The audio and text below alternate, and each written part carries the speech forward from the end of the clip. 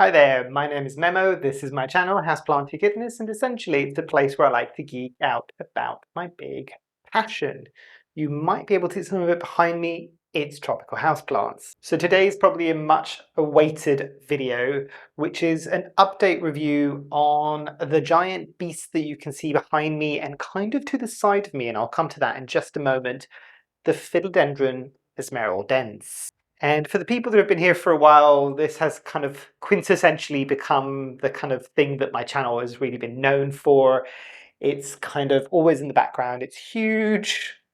It is definitely one of the top favorites, and it always has been in my collection, kind of pretty much the channel mascot at this point, I would imagine. That and my janky support sticks. But before we dive into anything else, let's lay down some ground rules. So if you're one of the regulars and you're coming back for more, welcome back. You know the deal by this point. Please do jump to the section that you want to see specifically. And predominantly these rules are going to be for newbies that are joining. And if you are new that are joining for the first time, welcome to the slight insanity that is this plant review series. Now, the thing that I always say in this section is that, in essence, these reviews cannot be unbiased. They are my biased opinion to my specific plant growing in my specific conditions, which you might be able to tell I'm growing in a conservatory. I'm based in the UK, and whatever that might mean in terms of humidity, light, heat, cold, all of the above, basically. So I think what some automotive websites might say mileage might vary, so these are my experiences. I do encourage you, as I always do with all of these plant review videos, to drop your own review essentially down in the comments below. If you've had a different experience to mine or the same experience to mine, essentially what hopefully will become with these videos is they will become a repository of information. So if somebody's looking to buy this plant or they've just bought this plant, what have other people experienced? So try to be as descriptive as you possibly can in your own review in the comments down below. Kind of what light is it getting? Is it getting any special treatment, any humidity, any watering, any moss poles, accessories, all of these things? Please do so down below.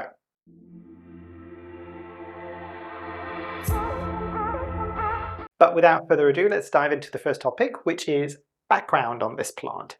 Now, for the people that have been here before and have seen the first review of this plant, and I will link it at the top there, this is a plant that I've had for a good few years now. I'm trying to remember, I think this is probably its third year. It might even be its fourth year. The title, as always, will have how long I've had this plant. I will, as always, add a picture here from my plant care app when I first got this plant, and people that have been here before will know that I got it as a relatively mature plant, and it's still a relatively mature plant. It has got much larger since that original photo was taken that many years ago, basically. Now, to give you a bit of a fast rundown on how I got this plant. So, if I'm not mistaken, it was a seller. It was a seller on eBay when I got this. And I have a very, very sneaky suspicion, because of the maturity level that I got this plant at, that it might have been one of the original larger form or kind of more mature and established plants that Kaylee Ellen probably first got when she was first starting off with the rare plant shop, and somebody bought it, and this was a propagate from one of those. I might be entirely wrong. This is all just assumptions here, but a lot of the Esmeraldenses that I have seen since she had hers, and I think she mentioned on her channel as well that she was a bit annoyed that she didn't keep some of them because they were quite large, are much more juvenile forms. And that's still what I'm seeing now. Even some of the bigger retailers aren't necessarily selling anything this large. I'm thinking of, even when I've seen this, I think I've seen this on the Ecogenera website. I don't think it was ever, it's not as large as this is, and I'll bring it up and you can kind of see the size of the leaves, but it wasn't even that what they're selling, based on what I can remember of the size of the leaves when I first got the plant. It's not even at that stage, if that makes sense. So they're slightly more juvenile leaves, purely because they're trying to get them out probably a bit faster, which kind of makes sense. But yeah, and it's been an interesting one to grow. It's moved with me from a couple of properties, I think two, my previous property and this one. I think I bought this whilst I was in my previous property. And The reality, and I'll touch a bit more on this on accessories, is this has never, ever had a moss pole. So there is something to be said about that, but I'll touch a bit more on that on accessories. But yeah, overall, in my experience at least, this has been a relatively straightforward philodendron to grow.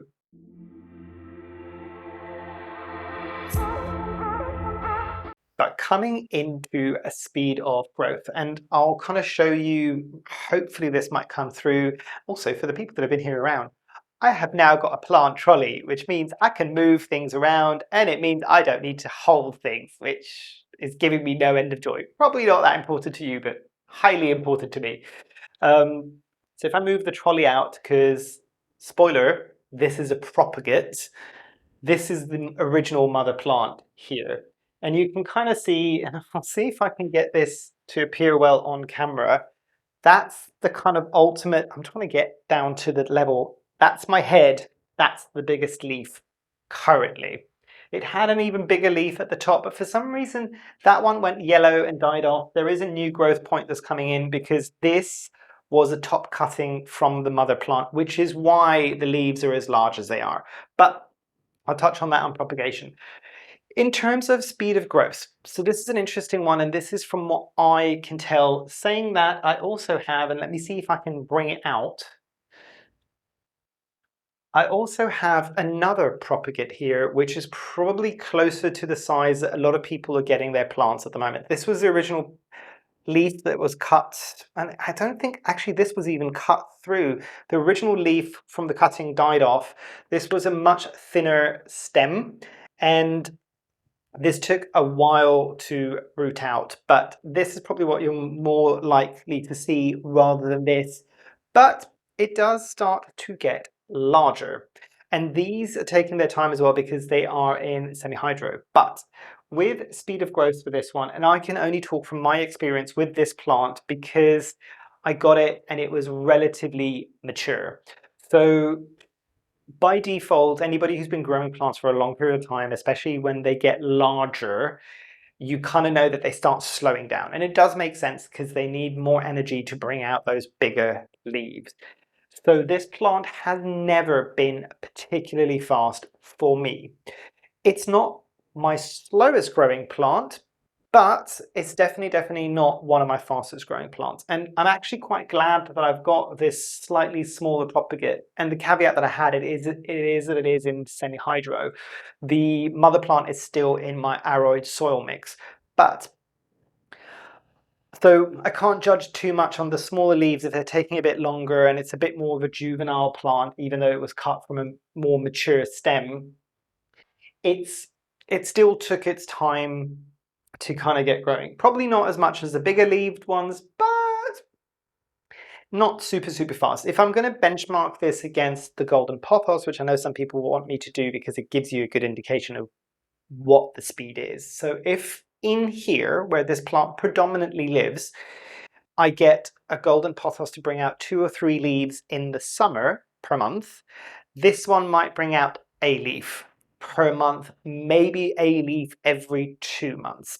There is also something that happens with this plant I have found when you take a cutting from it. So I will touch on that. Actually, let's move into ease of propagation.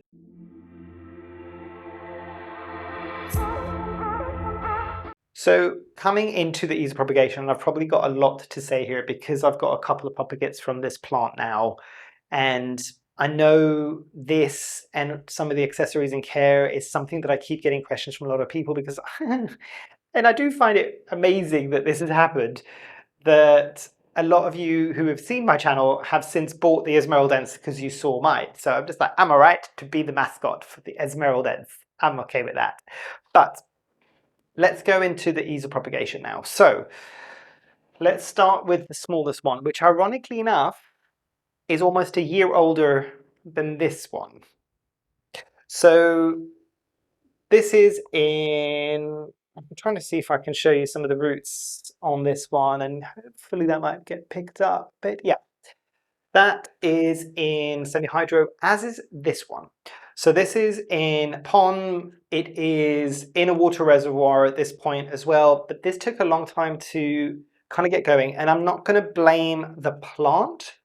I'm going to blame my propagation technique with this one, because this plant has always touched the ceiling of this conservatory, and this was very much an emergency chop of like, let's chop it.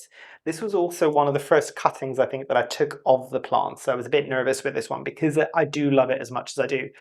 But it didn't do that well because I went straight into, I think I tried water propagating it. It took its time. It got some roots. Then I put it in semi-hydro without a reservoir when I should have probably put it in with a reservoir. And it took a long time. It lost a leaf that kind of like had started dying off almost as soon as I cut it. And I only had that one leaf. But then it grew this leaf, and it started off tiny, and it took a couple of months to generate the one leaf because it didn't really have any leaves left. And this is true whenever you get any situations like that with plants, is if they've lost all their leaves and you've really only got the stem and some roots, it's going to delay it that much more. Unfortunately, it did happen with this one. Then the second leaf that came out was this one, which you can see is a bit shorter, but it's got more of those ruffles coming in. The next one was this one, and you can see maybe it's not that much larger than this, but I think the reason for this is when this was trying to harden off is when I was doing my conservatory update, and it moved out of decent humidity, moved out of the light levels that it was used to. It probably wasn't living its best life. So, but the benefit is, I will say now that we're obviously coming into the growing season. This new leaf that's coming in right now, and I'll see if I can bring it in a bit closer so you might be able to see, that one started appearing about a week ago, and it's already kind of getting to the point where it's probably going to unfurl. And from what I can see from this one, we're starting to get much bigger leaves now. So there is that to consider. Let me pick up the bigger propagate and show you and tell you basically what I did differently with that one. So I always do this when I've just watered. So I'm going to drip water everywhere because this is in a water reservoir and it's dripping everywhere, but you can kind of see. So again, the people in the know why I look up. So it is in a clear pot. So this is one of the arrowed towers from Soil Ninja. And I do love these so much. Like, I had a moment where I'm just like, oh my God, I can't find them anymore. And I really did think that they weren't going to get them back in stock. They have since got them back in stock. So do need to do an order. But you might be able to see, and I'll see if I can turn this around, you can kind of see the thickness of that stem when I cut it. So this was from a very mature cutting. The difference that I did with this as well, and I think it was already the first couple of leaves maybe, or maybe just the one leaf, was from when it was still on the mother plant, and I did air layering with this. And you can see there's a new leaf that's coming in. This has grown exceptionally well, and I left it to air layer for a good couple of months. I had an insane amount of roots. It went straight into a semi-hydro mix, and it hasn't skipped a beat. And just to give you an indication of leaf size, I'm trying to do this without dropping the whole thing down. So that is, I think, one of its largest leaves in relation to my head. So it is quite large, and the newest one that's coming at the moment is probably going to be even larger. So that is one, and I will say, actually, I'll bring it up again, because why did I put it down? Wait until it drains. So can you see the pot, the size of the pot for the size of the plant? The mother plant, which is behind me, which is larger than this, which is in an arrowed soil mix, is in a pot that's smaller than this still. So there is that to be said. But I know this is a section that a lot of people were asking because they were getting this plant and they were just like, oh, it's not as mature as yours and it's taking such a long time. It does, and it will take its time to get going. This is definitely one that's going to teach you a bit of patience, I found, because I'm trying to remember back now, even when I first got my plant, and I think it was pretty much propagate. I don't even think it had roots at that point, or maybe if it didn't have an awful lot of roots. It took nearly a year to get happy, but then it just kind of like sped up. So there is that I think is worth noting with this. So generally speaking, not the fastest thing to propagate. It was faster, I will say, when I air layered. So within a month and a half, I had more than enough roots to kind of be able to move this into my new growing media, and this is the bit that I wanted to touch on now. I do have a new growth point that's starting on this plant, and I'll see if I can find a clip to insert here. And there was two that activated, and I wasn't too sure which one of the two was going to be the main growing part, because I've never been able to, I've only really taken 2 cuts, but I've never seen more than one node activate on my plant so far, fully. So I've seen nodes activate, more than one node activate, but never ones that both turn into branches, which I would quite like. The other question that I get a lot of the times is, how quickly does it bounce back? And that is the thing that I will say. So every time, and I'm trying to think, even when I took this cutting, what the plant did, at least mine, and it might just be the quirk of mine, is, so if this is the growing tip, I took the cutting from here, the next leaf underneath where I took the cutting, usually both times got sacrificed, turned yellow and dropped off, basically. And then there was a new node that was activating. So I don't know whether or not that happens to all Esmeraldenses or just mine, but that happened both times. So when I lost that top leaf recently after I took the cutting for this propagate, it didn't worry me as much as it did last time, because last time I'm just like, did I stress this plant out? To me, it seems like it's a normal part of what the plant is doing, and everything else on the plant is completely fine.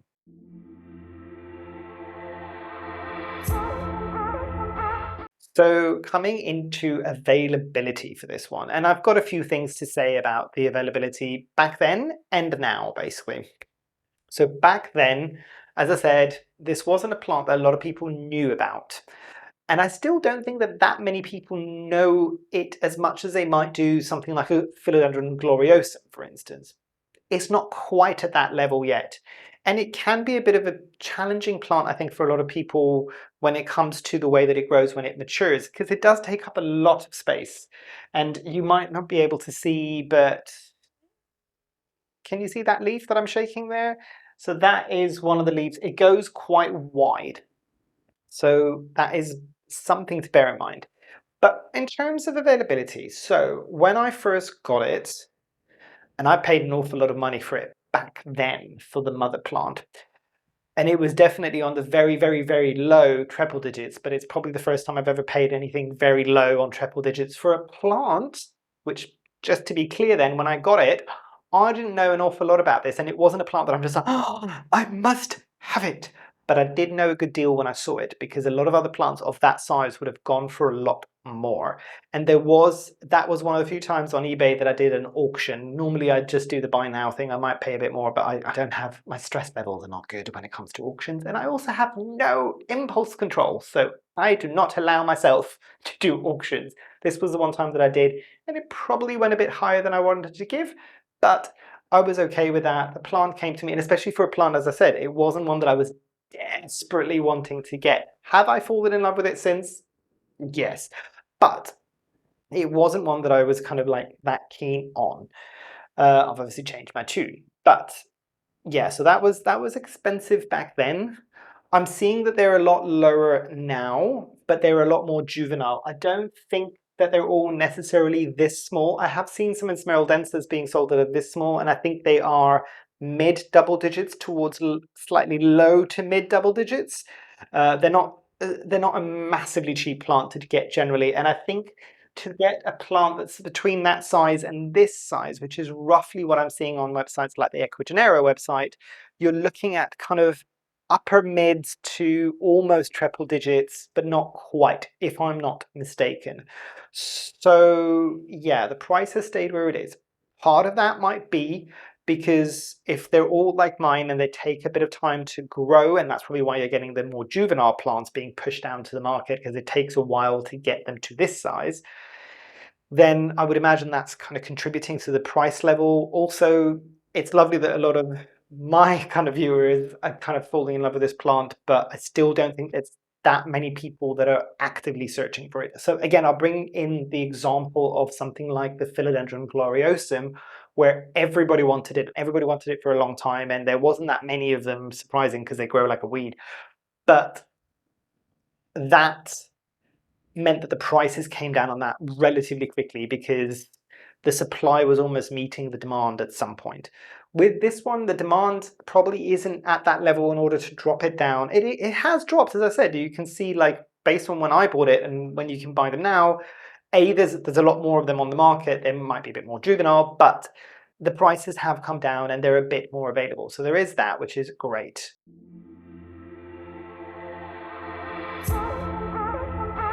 Coming into pests with this one, and for the eagle-eyed amongst you, I don't know whether or not you saw it when I picked it up, but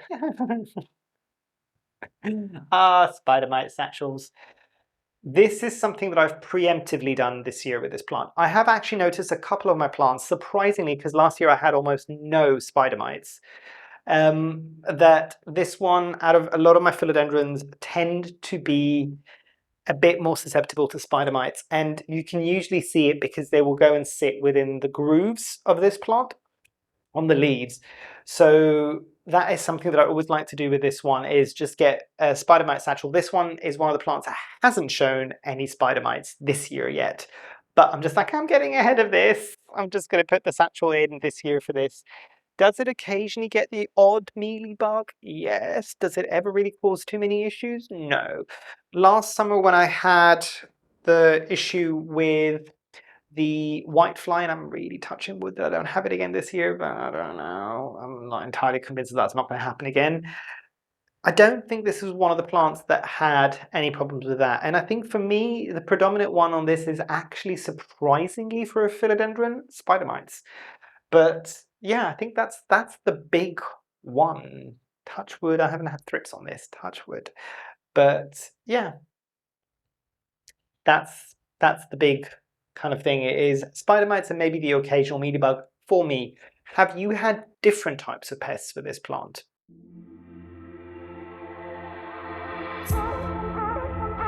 So coming into accessories and care, because I know this is the one that a lot of people do want to know a bit more about, what has worked for me. So I'll bring up the small propagate again. It's just because there's 3 of them now and it's a bit easier for me to move them around. You might be able to see the Janky support stick for the win there. It's not actually necessarily holding up the main plant, it was just holding up the main leaf because I needed the leaf to be at a specific angle. Now, the thing that I will say about all of these plants, and I'll see if I can lift up the propagate again, which again is sitting in the water reservoir, which again I need to drain off really quickly. You might be able to see, and you might have seen it before, the level of zip ties and the Velcro ties and there as well. And you can see on some of these, this one's on the leaf. It's not on the growing stem. The growing stem is down here. I do have one there as well, but the thing that you're going to need to remember, and again, I'll show you how wide it can get. Can you see that this leaf on the very side here is quite wide away from everything else? It obviously does have, well, the larger it is, the larger the leaves are, the more it's trying to get that light. So we'll spread. This is interesting because it's a kind of a vertical leaf, and you would assume that it'd be quite columnar and it would stay kind of upright, and it does, but it also likes to branch out and drop the leaves on either side. So it can get wide. It will get wide and flat, if that makes sense. It doesn't ever bush out all around. Even in here where it gets light all around, it bushes out and goes that way, but it goes in a line like that. So that is something to remember. And I don't remember who I was talking with online that was asking, they're just like, well, how are you getting, mine's really spready out, how are you getting it? I just tie the leaves a bit closer, and it doesn't really cause too much of an issue. I try not to bend the petioles too much, or make sure that the leaves are getting enough light that I'm not kind of putting them in front of each other and one isn't getting light, because what will happen then is it will sacrifice the leaf in the back that isn't getting any light, because it had moved it into a place where it was getting light. It was doing the right thing for it, and we messed it up for it. But yeah, so that's the one thing I will say. And as I said in the very beginning, has never had a moss pole. I do get that a lot of plants need moss poles to size up, and I also do appreciate, as I've said several times in this video, this was relatively mature when I got it. Has it matured a lot more since I got it? Yes. Did it need a moss pole, at least in my experience, to do that? No. This has only ever had janky support sticks. At a stretch, it has also had some bamboo janky support sticks, and it has also been tied into the plant shelf itself so it could actually get some stability. but it has never had a moss pole, and I've never given it a moss pole. And again, I'll show you here. This hasn't got a moss pole attaching to it, but look at the size of that leaf that is coming in. So in my experience, does it need a moss pole to size up its leaves? No. Caveat to that is mine was generally large to begin with, so I don't know if you've got a much thinner stem and a much more juvenile cutting, whether or not it might need that moss pole, at least to kind of get to a big enough size. And after that size, it will keep its kind of leaf shape. The other thing that's worth noting as well, talking about leaf size and not having a moss pole, a lot of other plants, if you don't give them a moss pole, and even if they were mature, they can start downsizing their leaves because they don't have that support anymore, or the original plant that it might have been cut from, the mother plant, might have had that support, but the other one doesn't. It kind of recognizes that and starts going downwards. I have never had a leaf go down a size with this plant. The only time that that has happened is when, for instance, like now, I've taken a cutting, the first leaf that will come in will generally be a bit smaller than the rest, but not always. And even on the propagates, it doesn't skip too much of a beat. It doesn't revert too much to juvenile leaves. It might go down like a few kind of inches, but it does kind of bounce back quite quickly. Now, in terms of its care, this is getting relatively bright light for where it is, basically. So it's still bright indirect, it's still very much filtered, which is another reason why the conservatory has now got the paint all around the glasses for the summer, because this was the one plant that I was stressing was going to get scorched. It didn't, but I have also got it used to slightly higher light levels generally. Would I have darker leaves if I had it in a slightly darker condition? Yes. Would I probably also have smaller leaves? Also probably yes. And I think there is a darker form of this, if I'm not mistaken, or a narrower form. I don't think I've got the narrow form. I think I've got the standard kind of whitish form. I'm okay with that. I've seen the narrow form, it's okay, but the narrow form reminds me a lot of the philodendron, the anthurium, VGA, or the king anthurium, which I've got on the very side here. And I've already got that kind of look. So I'll keep getting that look from this. And if this is a bit wider, I'm okay with it. But with the kind of care that I've given it. So the mother plant is still in an arrowed soil mix and it's loving life. The one thing I have learned over the years with this one is this is definitely a plant that does like in soil or in a soil mix, likes to go almost entirely dry before watering. It also will not tolerate being left on dry for days after that, basically. So I know it sounds like a bit of a challenge, and I generally don't ever say water things on a schedule, but this one, after this many years, I kind of roughly know when it needs to get watered. So in the winter months, it's roughly every 7 to 8 days. In the summer, it goes down to every 3 to 4 days. Again, because the pot is so small, and I'm okay with that. I dread thinking having to repot that plant. It's gonna have to happen. Theoretically, it should probably happen this year, and I might do it after that new leaf emerges and hardens off entirely. But it's really interesting with this plant, and actually, again, this goes into the care element of it. You don't really get much of a beat because by the time the newest leaf is done hardening off, like this one's a new leaf and is still hardening off, the next caterpillar is getting ready to go. So it's just a bit like, I don't have any downtime where I'm waiting between new leaves. So it's a bit of a fine line. So very much a case with this one. I'm just like, right, you're done hardening. The other one hasn't really started activating too much. Let's go, go, go, go, go, and repot now. Am I a bit paranoid with this plant? Yes, but I'm okay with that. But yeah, other than that, both propagates are in semi-hydro mix from Soil Ninja, which is the slightly more chunky, the coarse arrowed mix. Arrowed mix? Semi-hydro mix. So on. And it does better, basically. I do think, because it took me a while to kind of see the roots on this one, it is a philodendron and the roots are relatively fine, but not that fine. Clear as mud? So the Heterocraspidon behind me has got very, very fine hair-like roots from what I can see. This one's roots aren't quite as thick as the Monsteras, but definitely thicker than a lot of the other philodendrons. So hopefully that gives you a bit of an indication as to why I went with the coarser mix for the semi-hydro rather than the smaller, finer mix or something more akin to the Lechuzapan of things. But done well. Done well. Like we talked about the way that it was propagated and what's happened when I went from my preferred method, I would say, for propagating this now would be air layering and then going straight into semi-hydro with a water reservoir. It worked. That's all I'm going to say with that one. But yeah, I think that's everything for my accessories and care. I'm sure I've forgotten stuff, and I'm sure that you will all ask questions down below, and I'm more than happy to give you whatever experience I've had with this plant and hopefully make your journey with yours a bit better.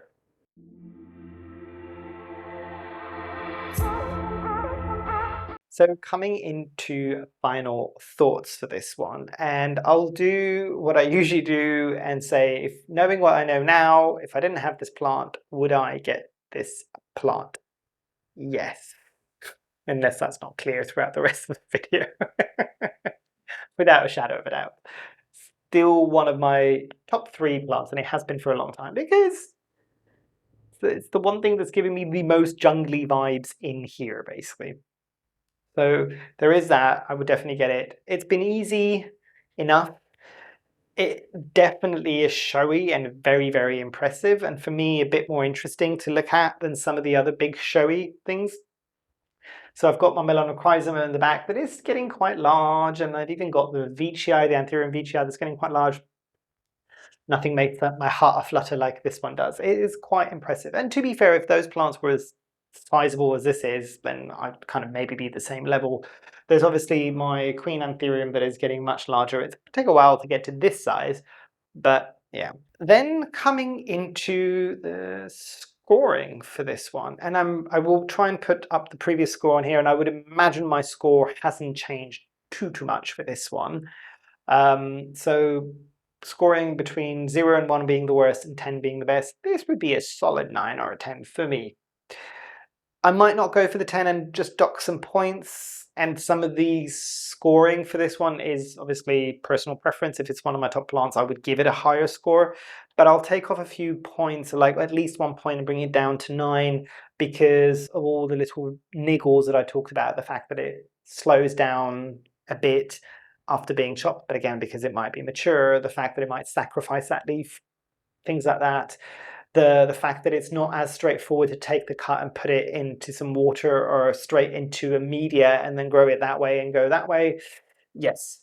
So I will take a few points off that. But for plant kind of this showy and impressive and kind of at the size that it is, for me, it's a no-brainer. But yeah, I think that's everything I wanted to say on this update on the Philodendron Esmeraldense. And I don't know whether or not this is getting picked up. Let me see if I can move the trolley out of the way. Oh, love having this trolley here. Don't know whether or not that's coming up there. There's always a leaf in front. How about now? So you might be able to see here, this is the newest leaf of my Anthurium Esmeraldense, and this is the first leaf that I got in my care. Matchy, and it's right next to the Philodendron Esmeraldense. So I just had to show off for that one because I do love that plant as well now. But yeah, I think that's everything I wanted to say. Hopefully you've enjoyed. Hopefully I shall see you here soon. And I truly, truly hope that you have a great rest of your day. Thanks. Bye.